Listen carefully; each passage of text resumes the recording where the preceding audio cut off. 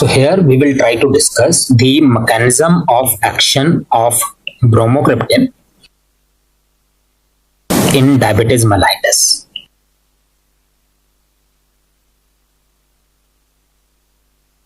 Now, first of all, from where we got the idea of using bromocriptine in diabetes? We did the studies on migratory birds. It was found that migratory birds, when they are in movement, in summers they are moving to different places. So they are insulin sensitive just like a normal person. But when these go into dormant state, in hibernation, in winters, they relax. Now their physiological pathway is just like insulin resistance in humans. That means liver is producing lot of glucose. So that is being utilized. The person develop insulin resistance.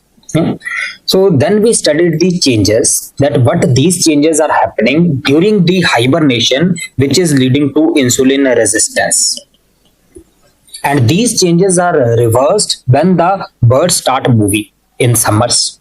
So we thought that when birds can change from insulin resistance to insulin sensitive state, why not the humans? So we tried to find out what problem or what changes occurred during the hibernation and how these are reversed during the active period. So what we found that the ventromedian hypothalamus of the birds, these area of the brain, they have decreased dopaminergic activity but increased sympathetic activity and increased serotonergic activity during hibernation period.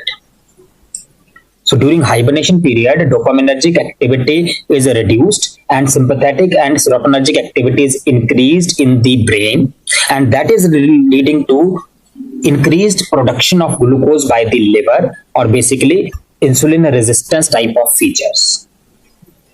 So on the basis of this, we tried the study in animals. So what we did, we took the mice who are insulin resistant, give them bromocriptine directly inside the brain. Intracerebroventricular injection of bromocriptine was given, and it was found that bromocriptine stimulated the dopamine receptor, so dopaminergic activity increased.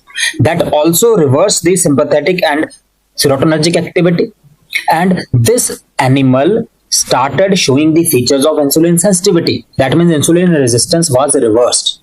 So on this experiments, we developed bromocriptine. So bromocriptine, when we give orally, particularly in early morning, these humans who have insulin resistance, their hypothalamus is set, the circadian rhythm of hypothalamus set, and the level of dopaminergic activity remain low during the morning hours.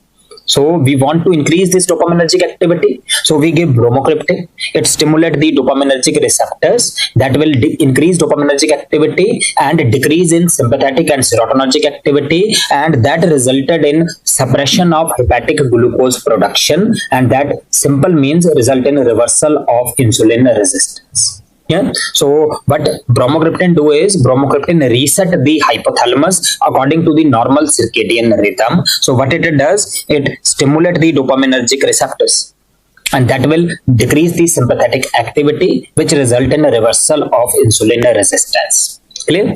Now what are the special points to remember? The special point to remember is it should be given within 2 hours of awakening.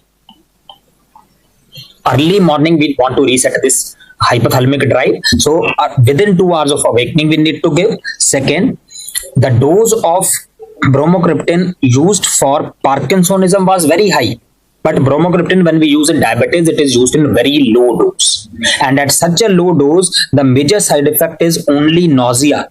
Apart from nausea, no other adverse effect is commonly observed. That means bromocriptine is well tolerated. Clear? So this is the mechanism of bromocriptine in diabetes mellitus.